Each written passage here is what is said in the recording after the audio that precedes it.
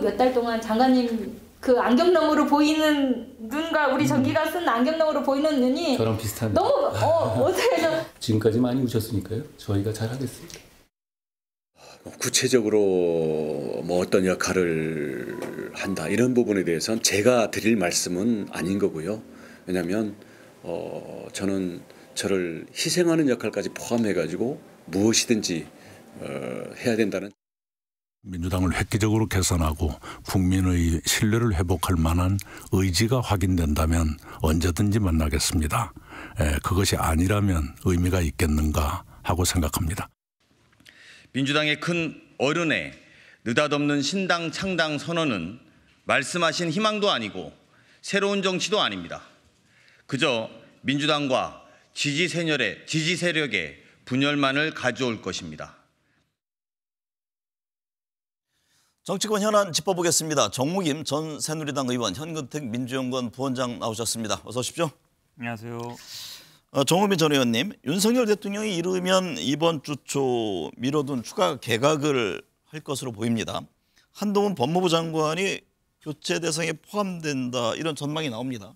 네, 지금 산업통상부 장관 원포인트 개각은 지금 한 것 같은데요. 네. 한동훈 법무부 장관에 대해서 내년 총선뿐만 아니라 비대위원장 얘기가 상당히 지금 그 당내에서 이렇게 끌어오르는 분위기 아니겠습니까? 네. 그렇게 본다면 그런데다가 또 새로운 법무장관 후보로 하마평에 오르는 사람들 얘기도 나오고 있거든요.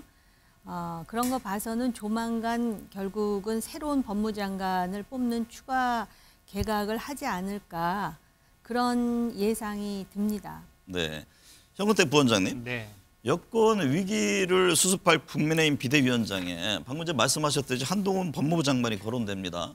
근데 일부 비윤계 의원들의 반발과 함께 이게 너무 이런 등판 아니냐 이런 또 지적이 있던데 어떻게 전망하세요? 만약에 나온다 그러면 저는 뭐 일찍 나오는 게 낫다고 봅니다. 네. 근데 이제 과연 나오는 게 맞느냐 이 질문을 안 할 수가 없는 것이죠. 그냥 왜 일찍 나오는 게 좋냐면 사실은 지금 당이 혼란스러운 상황이기 때문에 이걸 어느 정도 정리를 할 필요가 있습니다. 그런데 과연 이제 검사 출신 지금 대통령의 비대위원장이라면 당대표 역할을 하는 거거든요. 더구나 이번 비대위원장이 총선을 이끌게 됩니다. 네. 그러면 이제 한동훈 장관이 본인도 출마를 해본 적이 한 번도 없어요.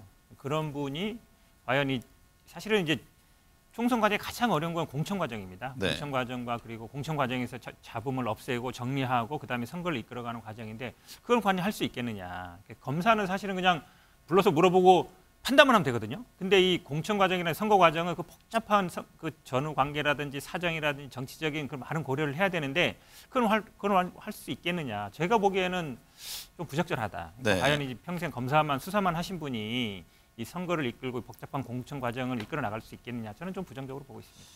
정우김 의원님, 한 친윤계 의원은요. 원희룡 국토부 장관도 여전히 유력 후보다 하면서 윤석열 대통령이 의원들의 생각을 존중할 것이다 이렇게 밝혔는데요. 뭐 이 말이 맞는지 안 맞는지 모르겠습니다만 비대위원장 임명은 누가 하는 겁니까? 그 친윤계 의원이 누군지는 모르겠는데요.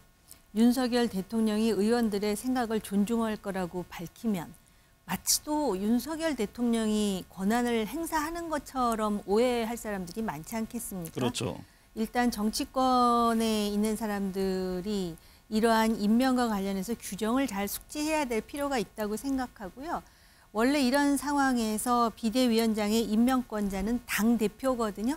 근데 지금 당대표 권한대행이 있지 않습니까? 네. 그러니까 윤재옥 당대표 권한대행이 임명을 하게 되면은 그것도 이제 당 안팎의 의견을 모아서 선임을 하는 겁니다. 네. 그러면 전국위원회의 의결을 거쳐서 이제 결정이 되는 것이고요. 윤 권한대행은 지금 여러 경로를 통해서 이제 다양한 사람을 추천받고 있고 그 중에 한 사람도 원희룡 국토부 장관이라는 의미인 것 같은데요. 네. 제 생각으로는 원희룡 국토부 장관이 아니고 한동훈 법무장관으로 지금 기결되는 건 아닌가. 왜냐하면 그 당의 초선들이라든지 또는 이른바 친윤 의원들? 맞습니다. 친윤 쪽 무슨 최고위원이라든지 이 사람들의 요 말을 보면 대충 분위기가 어디로 가는지를 감을 잡을 수가 있거든요. 그래서 거의 지금 그렇게 굳혀지는 게 아닌가라고 예측은 가능할 것 같습니다. 네. 국민의힘 그 비상의원총회 열었잖아요. 네. 이 총회에서 대통령실과 여당의 관계 재정립 관련해서 설전이 벌어졌다고 하네요. 원래 이제 정당 활동을 오래 한 사람들은 지금 당정 관계에 대해서 많은 문제 의식을 갖고 있는 게 사실이고요. 혁신위원장이 혁신안을 몇 가지 제시를 했는데 그것은 주로 당내 이야기만 포함되어 있습니다. 그런데 표현은 안 하지만 상당수 의원들이 지금 당과 대통령실의 관계를 어떻게 정립할 것인가, 좀 더 단순화하면은 더 이상 수직적 관계가 아닌 수평적 관계라야 한다라는 점을 지금 강조하고 있거든요. 네. 돌이켜 보면은 지난 9개월 전에 당대표 경선 과정에서 보여줬던 일련의 상황이라든지 지금 김기현 전 대표가 SNS를 통해서 이제 사퇴를 하고 물러나는 일련의 과정에 대해서 아마 당내의 많은 사람들이 당정 관계에 대한 정립, 재정립이 필요하다라고 생각을 하고 이거 자체가 그 당의 위기라고 인식하는 사람들이 꽤 많은 것 같습니다. 네. 그러다 보니까는 이제 설전이 벌어지는데 사실 당이 외부로부터의 위기, 예를 든다면 지지율이 떨어진다든지 지난 보궐선거라든지 부산 엑스포라든지 이런 것에 초점을 맞추는 사람들은 대야관계를 의식해서 보다 신선하고 또 많은 그 보수 지지층을 견인하고 있는 한동훈 위원장을 생각하는 것 같고요. 그다음에 당내의 혁신도 유권자들에게 보여줘야 된다라고 생각하는 사람들은 이참에 당내 관계가 새로이 재정립됐다라는 모습을 보여주는 것이 혁신의 진정성 있는 모습이다라고 주장하는 것 같습니다. 네. 현근택 원장님, 네. 국민의힘 의원총회에서 한동훈 그 비대위원장을 두고 김정은 북한 국무위원장의 딸 김주혜에 비유하는 발언까지 나왔다던데 이게 어떤 배경으로 이해합니까? 뭐 김주혜 아시겠지만 아직 뭐 후계자로 되지는 않았지만 뭐 될 것처럼 이제 나오고 있지 않습니까? 그러니까 한동훈 장관이 뭐 윤석열 정부의 최측근이다, 2인자다, 사실상 뭐 황태자 아니냐 이런 얘기 나오는 상황에서 그러니까 의원총회를 하는데 마치 의원총회에서 정하는 게 아니라 미리 정해놓은 것처럼 이제 분위기를 몰아가다 보니까 김홍규 의원 입장에서는 그 얘기 안 할 수가 없는 거죠. 지난번 네. 강서구청장 선거할 때도 사실 당에서는 김태 후보를 내면 안 된다라는 기류가 있었거든요. 근데 용산에서 사면하고 공천하면서 결국은 선거가 잘못되지 않았습니까? 그럼 이번 총선도 좀 그렇게 가는 거 아니냐. 용산이 그냥 밀어붙여서 후보들도 공천하고 그렇게 갔을 때는 선거 실패할 것 같다. 김홍 의원 지역구도 사실은 지난번에 아슬아슬하게 이겼거든요. 본인 네. 지역구도. 그렇게 본다 그러면 서울 수도권에 있는 분들 같은 경우에는 긴장 안 할 수가 없죠. 그리고 이런 식으로 만약에 비대위원장 했을 때는 과연 이 선거를 칠 수 있겠느냐 이런 걱정을 하는 것 같습니다. 정우김 전 의원님, 김기현 전 대표가 갑자기 SNS로 사퇴 의사를 밝힌 것을 두고도 이게 도대체 어떤 배경인지 말들이 많습니다. 일각에서는 대통령이 대표직은 유지, 총선 불출마를 원했는데 그것을 거부하다가 갑자기 사퇴하게 된 것 아니냐 이런 전망까지 하던데 이게 사실일까요?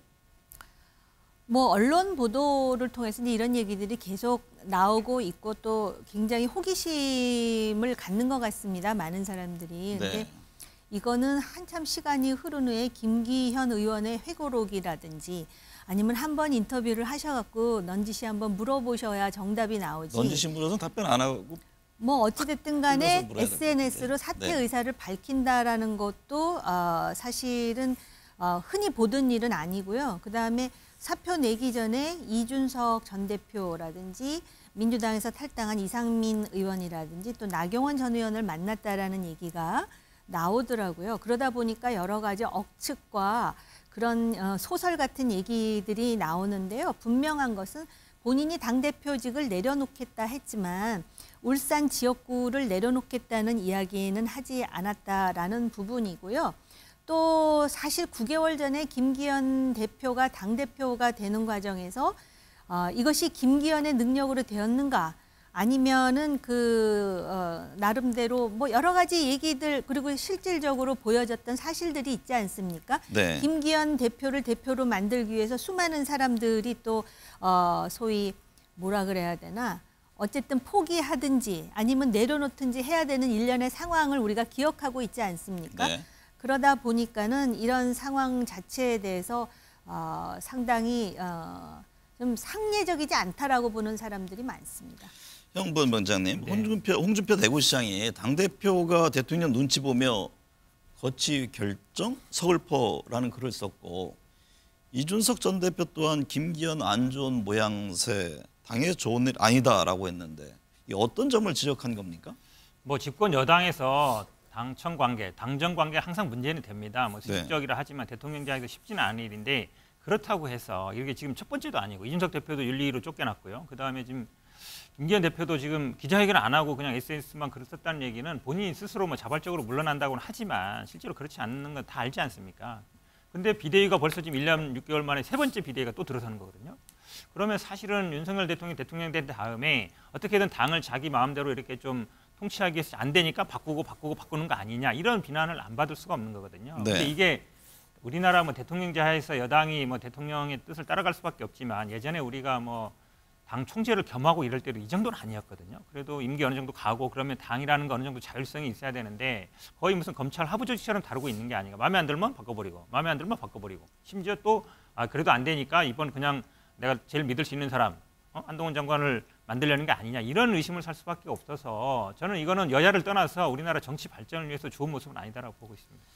장제원 의원의 불출마 선언 이후에 중진 희생론이 사그라들까요? 아니면 새로운 시작점이 될까요? 이것 역시 순수하게 제 개인적인 생각을 말씀드릴 네. 수밖에 없는데 저는 새로운 시작점이 될 것 같습니다. 그러니까 김장 연대는 주저앉았지만 일단 혁신위의 요구가 낙동강 하류에 있는 정치인들, 특히 중견 정치인이라든지 이런 사람들은 험지 출마를 하든지 아니면 내려놓으라는 요구를 했었고요. 이것을 굉장히 중요한 혁신의 척도라고 지금 보는 인식이 있습니다. 그리고 네. 또 어떤 면에서는 그런 부분이 많은 유권자들한테 혁신으로 비추어질 수도 있습니다. 단지 이제 그 자리를 누가 메꾸느냐 그것에 대해서 마치 또 야당이 주장하듯이 검사 출신이라든지 또는 대통령실에서 누군가가 그것도 별로 인지도도 높지 않고 정치 활동을 많이 하지 않은 사람이 그 자리를 채운다면은 또 야당의 비판의 빌미가 되겠으나 네. 일단 이제 그 소위 정치인들을 좀 새로운 피로 수혈하고 뭐 이런다는 차원에서 1차 과제로 김장 연대가 끝났지만 거기서 끝날 것 같지는 않고 아마 새롭게 비대위원장이 등장한다면 중요한 미션 중에 하나가 그게 되지 않을까. 그리고 그거를 혁신으로 굉장히 홍보할 수 있는 소재라고 생각하지 않을까. 그런 상상을 하게 됩니다. 현 원장님, 한 발 물러선 김장연대 다음 행보도 궁금합니다. 장제원 의원은 뭐 3년 뒤 부산시장 출마가 지금 벌써부터 거론되고 있고 지금 김기영 전 대표는 앞서 말씀하신 대로 울산 지역구 출마 여부 이게 주목됩니다. 어떻게 예상하세요? 장제원 회장이 뭐 부산시장 출마는 사실은 다음 지방선거는 대선 바로 직전에 있거든요. 네. 그렇다 보니까 아마 대통령의 장악력이 없는 상태다. 본인 스스로 돌파해야 되지 대통령 힘 믿고 공천받기 어렵거든요. 그럼 현재 시장이 있기 때문에 도전자 입장이기 때문에 그때 가서 윤 대통령 힘을 믿는다. 그거는 뭐 성립이 안 될 것 같고요. 김기현 대표도 울산 지역구 출마는 할 것 같습니다. 지금 만약에 이런 모양새로 만약에 쫓겨나는 모양새로 경로하고 쫓겨나는 모양새로 되면 아마 공천도 못 받을 것 같은데 그래도 네. 아마 무소속이라도 나가려고 할 것 같고 왜냐하면 그래야만이 본인의 정치 생명을 유지할 수 있기 때문에 근데 아마 김기현 대표가 또 울산에서는 시장도 지냈고 몇 선 했거든요. 도전하는 사람이 쉽지는 않을 것 같습니다. 네, 민주당 이야기 해보겠습니다. 이낙연 전 총리의 그 신당 창당 행보에 지금 야권에서는 비판의 목소리 높아지고 있습니다. 난맥상을 풀기 위해서 이재명 대표가 만나야 한다 이런 주장이 나옵니다. 어떻게 보세요? 뭐 정치인이 만나는 건 좋은 겁니다. 무조건 네. 만나는 건 좋은 건데 근데 아마 이제 때가 있는 것 같습니다. 지금 이낙연 대표가 예를 들어서 창당하겠다, 언제까지 만들겠다 이 말을 안 꺼냈으면 저는 만날 수 있다고 보는데 지금은 뭐 내년 초에 만들겠다라고 선언한 상태 아닙니까? 네. 그러면 사실상 본인이 뭐 지금 이낙연 대표 스타일로 봐서 본인이 한 말을 뭐 거둬들일 것 같지는 않고요. 그러면 만약에 지금 만나면 마치 이제 뭐 뒷거래하는 거 아니냐, 공천 지분 뭐 거래하는 거 아니냐 이렇게 보일 수도 있어요. 제가 네. 보기에는 아마 지금은 좀 만나기는 이미 좀 늦지 않았나라고 보입니다. 앞서 이제 정성 의원도 만나야 되고 만날 가능성이 있다 이런 말씀을 하셨는데 정우김 전 의원님 사실 뭐 정치가 생물 아닙니까, 그죠? 당내 지금 최대 의원 모임인 더존미래 의원들이 이 전 총리에게 신당 창당을 철회하라 이런 요구를 했고 박지원 전 국정원장도 심리도 못 가 발병날 그 길이다 이러면서 비판을 이어갔는데요. 이낙연 전 대표 어떻게 보세요? 신당 창당할 수 있을 것 같습니까? 일단 어떤 쟁점에 대해서 지금 이제 소위 총선에 출마하고자 하는 사람들이 어떤 행동을 보이는가 하는 거는 네. 이것도 일반화하기는 상당히 조심스럽지만 자기가 총선에서 공천을 받아가지고 총선의 고지를 점하기까지 어떻게 하는 것이 가장 유리한가를 기준으로 해서 이제 행동을 한다라고 저는 전제를 깔고 그래서 지금 뭐 더 좋은 미래 의원들도 얘기하시고 또 박지원 전 국정원장 얘기도 하셨지만 그런 차원에서 이 사람들은 지금 그 이낙연 전 대표의 신당 창당에 대해서 강력히 비판하는 입장을 택한 것으로 보여지고요. 네. 그다음에 지금 사실은 그동안의 한국사를 볼 때 지금이 신당 창당하기에는 상당히 좋은 환경이라는 점은 있습니다. 왜냐하면은 기존 양당에 대해서 단순히 피로감이 아니라 신물이 난다라고 상당히 비판하는 사람들이 많습니다. 그런데 네. 이제 그러한 제3세력이 물론 하나의 연대를 구축하는 것은 아니다. 다시 말씀드리면 신당 창당의 수요는 있는데 그런데 왜 이렇게 이낙연 전 총리가 그렇게 신중하다고 알려진 인물인데 급발진을 했는지에 대해서는 여러 가지 해석이 있는 것 같고요. 무엇보다도 민주당이 지금 국민의힘이 뭐 여론조사 내용을 보거나 또는 무슨 뭐 부산 엑스포라든지 또 더 한두 달 전에 그 보궐선거를 볼 때 전혀 호재가 없음에도 불구하고 민주당이 그렇게 시원한 반사이익을 못 얻는다는 점에 더하여 여전히 이재명 대표의 그 사법 리스크, 재판 리스크가 존재한다라는 인식에서 출발하는 게 아닌가 이런 생각이 들고요. 이낙연 대표는 그렇다 그래서 여기서 신당을 접는다면은 정말 정치적으로 엄청난 타격을 받을 것 같습니다. 그렇기 때문에 신당을 창당하되 본인을 중심으로 한 신당이 아니라 어떻게 하면 더 큰 그림과 더 큰 텐트를 칠 수 있는지에 대한 고민이 좀 따라야 되는 게 아닌가 이런 생각이 듭니다. 물론 그렇게 해가지고 현역 의원이 많이 참여하면은 기호 3번도 받을 수 있고 보조금도 받을 수 있고 뭐 그런 그 장점이 있겠지만 실제로 지금 신당 창당하겠다고 움직이는 사람들을 어떤 식으로 묶어가지고선 정말 그럴싸한 텐트를 만드느냐. 그 막대기도 하나만 묶는 거하고 같이 묶어갖고선 여러 개가 묶이면은 그 힘이 훨씬 더하는 거나 같은 이치 아니겠습니까? 근데 정작이요. 그 소위 이제 친낙계라고 하는 이 당에서는 비명계라고 하는 의원들도 이게 너무 성급한 것 아니냐 좀 상당히 당황스러워한다고 그럽니다. 그리고 좀 현역 의원 중에 현재까지는 누구도 따라 나갈 것 같지는 않다 이런 진단인데 이런 상황을 예상 못하고 너무 서두른 건가요?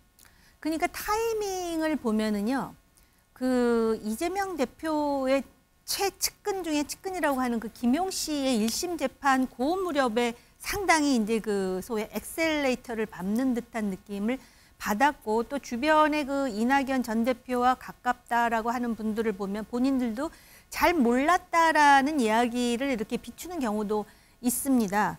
그렇기 때문에 실제로 그리고 지금 상황에서 아무것도 없이 덥석 나갔다가 정말 소위 풍찬노숙한 케이스가 너무나 많았지 않았습니까? 네. 그러다 보니까 지금 이런 상황이 있는데요.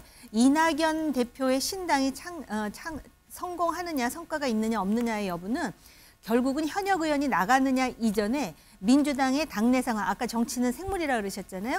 어떻게 변하느냐, 이재명 대표의 입지가 또 어떤 상황을 맞이하느냐에 따라서 종속 변수처럼 움직일 가능성이 꽤 있다고 보여집니다. 어쨌든 최근에 정치권의 미스테리는 앞서 얘기를 했습니다만 김기현 대표 사퇴 과정 또 이낙연 전 대표가 왜 이렇게 급작스럽게 신당을 만들려고 하느냐 이 점인데 현근태 부원장님 어쨌든 지금 상황에서 이재명 대표는 조만간 정세균, 김부겸 전 총리 만날 계획이라고 하잖아요. 네. 그러면 통합 행보를 본격화하는 겁니까? 그렇죠. 아무래도 뭐 선거 과정에서는 분열은 필패다 이런 인식이 있고 민주당 같은 경우에는 지난번에 국민의힘의 기억이 있기 때문에 어떻게든 최소한 만약에 뭐 당 나갈 사람이 있더라도 최소화시켜야 되겠다 이런 생각이 있는 거고요. 그 다음에 아마 지금 두 총리께서 이 선거제 관련해서 이제 굉장히 세게 비판을 하셨는데 그에 대한 아마 좀 조언이라든지 어드바이스를 들을 것 같고 선거제뿐만 아니라 전체적으로 아마 선거 판세를 좀 보는데 지금 뭐 예를 들어서 대구라든지 아니면 경북이라든지 전북이라든지 이런 데는 또 정세균 총리나 김부겸 총리가 정확하게 보시거든요. 이런 조언도 들을 것 같습니다. 결국은 아마 다 끌어안고 가야 된다 이런 틀에서 꼭 만약에 분열이 되더라도 그 피해를 최소화시키겠다 이런 의도가 있는 것 같습니다. 방금 이제 정우김 전 의원 지적이기도 한데 지금 국민의힘은 어쨌든 뭐 장제위원 불출마, 김기현 대표 또 물러나면서 비대위 체제. 물론 이 과정이 홍익표 원내대표는 이게 자의적인 게 아니지 않느냐 그러면서 정당 민주주의 후퇴 반격이다 이런 지적을 합니다. 그럼에도 불구하고 어쨌든 민주당도 가만히 있을 수는 없잖아요. 그렇죠. 그러니까 물갈이를 하는 거는 맞는 것 같습니다. 근데 물갈이해서 아까 말씀하신 것처럼 이게 자연스럽게 시스템에 의해서 자발적으로 되면 모르겠는데 예를 들어서 평가를 하고 룰을 따져가지고 뭐 하위 20%를 잘라낸다 이런 과정이지 않지 않습니까? 지금 보면은 뭐 당대표라든지 친윤 이런 사람들 거의 강제적으로 내쫓아내는 모양새가 돼서 물갈이는 제가 보기에 커질 것 같습니다. 근데 그 자리에 결국은 최측근 뭐 검사 출신이라든지 뭐 대통령실 출신들을 채우려는 게 아니냐. 그게 너무 눈에 보이기 때문에 제가 보기에 물갈이 이런 식으로 물갈이 한다고 해서 국민들이 혁신이다, 개혁이다, 물갈이 잘한다 이렇게 볼 것 같지는 않거든요. 민주당은 기본적으로 시스템이라는 거는 경선을 통해서 한다. 그리고 아마 하위 20%도 저희들은 컷오프가 아니라 이제 감점을 주는 시스템이거든요. 그런 식으로 아마 굳이 뭐 국민의힘에서 이런 식으로 한다 그래서 국민들이 박수 쳐줄 것 같지는 않고 민주당이 정해진 대로 가면 될 것 같습니다. 어쨌든 민주당 지도부는 지금 이재명 대표 중심으로 단일 대우를 유지하면서 총선을 준비하고 있는데요. 향후 여야의 혁신 경쟁 전망은 어떻게 보세요? 보면은 왜 드라마 볼 때 상당히 심지어 이제 아주 극단적인 막장 드라마 같은 거 사람들이 시청률이 훨씬 높아요. 욕하면서 보거든요. 그러니까 어떻게 되는지 관심을 보인다는 겁니다. 저는 이 정치의 판도 마찬가지라고 보거든요.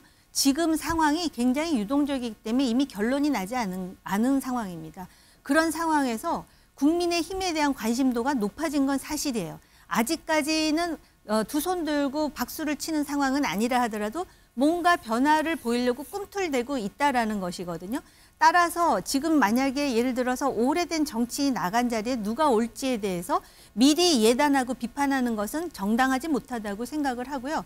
이런 상황에서 어차피 국민의힘은 잘 안 될 거니까 이재명 대표를 중심으로 단일 대우를 유지하자고 하는 거 있지 않습니까? 과연 이것에 대해서 그런 유권자들은 얼마나 동감할 것인지 저는 이 부분에 대해서도 민주당이 상당히 오만한 것이 아닌가 이런 생각이 드는데요. 이게 국민적 공감이 지금 바탕이 되고 있느냐? 그러면 사람들이 이재명 대표는 진정한 야당의 지도자로 보고 있느냐? 이런 점에 대한 그런 어떤 자기 성찰이 필요할 것 같거든요. 그래서 아마 민주당 내에서도 내년 초를 보세요. 내년 초에 분명한 변화가 있습니다. 그러면서 어떤 상상력을 자꾸 자극하냐면 그러면 이재명 대표가 혹시 이선 후퇴하는 거야? 아니면 자기 희생의 그림을 그리는 거야? 왜냐하면 과거에 민주당의 지도자라고 하는 사람들은 그런 모습을 보였거든요. 근데 저도 과거의 사례를 들어서 얘기를 하자면은 과연 이재명 대표가 본인을 일이라도 희생한 그런 그림이 있었는가를 생각하면 잘 보이지 않으니까 민주당 내에서도 아예 이재명 대표를 중심으로 한 단일 대우 운운하는 게 아닌가 이런 생각이 들고요. 그리고 지금 그 유권자들이 국민의힘에 대해서 비판하는 만큼 그 민주당의 어떤 방탄국회라든지 또 뭐 수박, 낙지 운운하면서 비판했던 그런 그 비명계에 대한 비판이라든지 또 개딸로 불리우고 싶지 않은 그 개딸의 행보에 대해서 기억하지 않는 것은 아니지 않습니까? 그렇기 때문에 저는 뭐 민주당에 대해서 그렇게 오래 얘기하고 싶지는 않지만 뭔가 지금 유권자가 원하는 것은 특히 부동층이 많다는 거는 좀 바뀌라, 변화라라는 요구입니다. 이번 달에 주요 현안들이 예정돼 있습니다. 지금 뭐 송영길 전 민주당 대표의 구속심사 내일 있잖아요. 또 윤석열 대통령 문재인 정부 검찰총장 시절 받은 2개월 정직징계 그 정당성에 대한 항소심 법원 판단이 19일쯤 예정돼 있다고 하고요. 또 이제 중요한 이른바 쌍특검, 대장동 50억, 김건희 여사 관련 특검법 본회의 강행 예고돼 있지 않습니까? 이 일련의 주요 현안들이 향후 정치권 총선에 어떤 영향을 줄까요? 일단 특검법 같은 경우는 굉장히 큰 영향이 있을 수밖에 없는 게 지금 28일 정도에 한 표결을 하면 이제 통과될 걸로 보고 윤석열 대통령도 이제 거부권을 행사할 걸로 봅니다. 근데 거부권 행사는 이제 15일 이내에 하게 돼 있습니다. 근데 그게 국회로 왔을 때는 며칠 이내에 제의해야 된다는 얘기는 없습니다. 이게 사실은 1월 갈지 2월까지 갈 수도 있어요. 그런데 만약에 이게 공천 과정과 결부돼 있기 때문에 사실은 국민의힘 중에 공천 못 받는 분들은 투표장에 안 나올 수도 있거든요. 내가 왜 가서 찬성표를 던져줘야 돼? 이럴 수 있기 때문에 결국 재적의원이 3분의 2이기 때문에 그 모수가 줄어들 수 있다. 그래서 제가 보기엔 제2결에서는 통과될 가능성도 남아 있다고 보고요. 이게 아마 지금 뭐 압도적 여론이 높습니다. TK에서도 여론이 이거 거부권 행사하지 말아야 된다 여론이 높기 때문에 본선에 나가는 분들도 좀 고민할 겁니다. 네. 제2결 표결할 때는 또 무기명입니다. 그래서 아마 변수가 있을 걸로 보고요. 송영길 대표 지금 내일 영장 청구가 돼 있습니다만 우리가 다 돈봉투 사건으로 영장 청구되어 있는지 알고 있는데 핵심은 그게 아닙니다. 먹사연에 후원금 내고 기부금 낸 것들이 정치 자금이다. 요게 사실은 7억 제일 큰 범죄로 돼 있거든요. 그 내용들이 돈봉성도 들어 있습니다. 근데 네. 그 세 번째입니다. 네. 제일 중요한 건 이제 그걸로 돼 있고 아마 그래서 영장 심사 과정이 변수가 될 수 있을 것 같고요. 지금 저 징계 처분 소송은 1심에서는 패소했습니다. 근데 2심에서는 거의 이제 한동훈 장관이 져주기 하는 게 아니냐 이런 얘기가 있어서 만약에 이게 결과가 뒤집힌다. 그러면 아마 한동훈 장관은 바로 아마 직무유기 얘기가 나올 수밖에 없는 상황이다. 그리고 만약에 이게 1심하고 그대로 유지된다. 그러면 윤석열 대통령이 정치 출마를 명분 삼았던 난 억울하게 당했다. 이게 성립 안 되는 거거든요. 네. 제가 보기에는 뭐 특검과 관련해서 특검도 뿐만 아니라 이것도 아주 논란이 될 것 같습니다. 그거만 네. 10초만 얘기하자면 네. 바로 그런 이유 때문에 법무장관이 한동훈 장관이 그 문제와 관련해서는 자기가 보고를 안 받겠다. 그리고 이제 결국은 이제 결론이 항소심이 이제 곧 나올 거라고. 네. 뭐 보고는 안 받지만 소송 수행자가 법무부 장관으로 돼 있습니다. 그리고 사실 보고를 안 받는다 해서 그 밑에 있는 분들이 장관 뜻에 거슬러서 하겠습니까? 그런 부분. 근데 장관 뜻이 어떤 것인지에 대해서 우리가 단정하기는 어렵고요. 어쨌든 보고를 받지 않겠다라는 분명한 입장이 있었다는 부분을 지금 이게 1심에서 승소했던 변호사들을 다 해임했어요. 보통 1심에서 제대로 잘한 분들은 그대로 가거든요. 그거 자체에서 벌써부터 의도가 보이는 것이죠. 1979년 발생한 신군부 12.12 사태를 다룬 영화 서울의 봄을 놓고 정치권 시끌시끌합니다. 네. 뭐 이재명 민주당 대표는 서울의 봄이 저절로 오지 않음을 똑똑히 기억하겠다고 밝혔고 국민의힘은 12.12 사태를 주도한 한회를 해체한 건 국민의힘의 뿌리라고 강조했는데요. 관계에 뭐 천만 얘기까지 나오는데 이게 뭐 내년 총선에도 영향을 줍니까? 내년 총선에 영향을 주지 않으리라 봅니다. 그런데 국민의힘이 그 부분에 대해서 그 입장을 좀 분명히 설명하고 밝히는 그런 과정이 필요하다라고 생각하는데요. 네.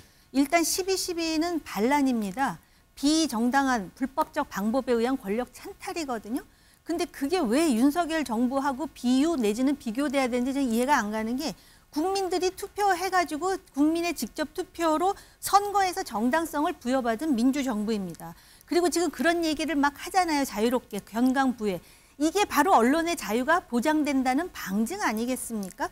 그것뿐만 아니라 영화 보신 분들이 계실 테니까 세 가지 중요한 대사를 제가 꼭 말씀드리고 싶은데요. 거기 어떤 얘기 나오냐면은 사람들은 그 리더를 따랐을 때 결과에 대해서 떨어지는 콩고물을 기대한다. 네. 그 콩고물 얘기가 나올 때 이게 과연 어떤 한 정당만을 타겟으로 하는 얘기인지에 대해서 좀 반추하라고 말하고 싶고요.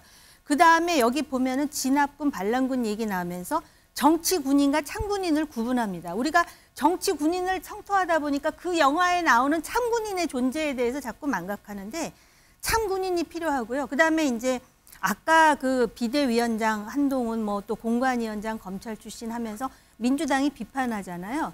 그런 비판의 빌미를 좀 국민의힘이나 대통령실에서 안 만들었으면 좋겠어요. 검사들이 다 그런 게 아니고 검사의 능력을 적재적소에 활용하면 되는데 왜 그런 빌미를 만들어서 그 전혀 관계도 없는 군사 정권 반란군하고 비유가 돼야 되는지 그리고 국민의힘은 그런 부분에 대해서 특히 하나회를 없앤 게 바로 김영삼 정부 때 아니겠습니까? 그것뿐만이 아니라 전두환 노태우 대통령을 단죄한 네. 장본인도 김영삼 대통령이라는 점을 좀 국민의힘이 계속 강조 좀 해줬으면 좋겠습니다. 네. 오늘 두 분 말씀 여기까지 듣겠습니다. 고맙습니다.